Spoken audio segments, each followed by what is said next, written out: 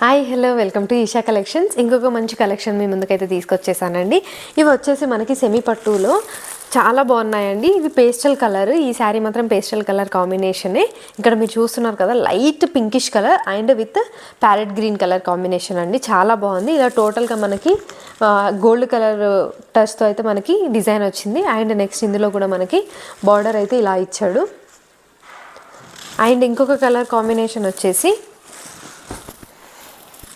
ఇది చాలా different colour.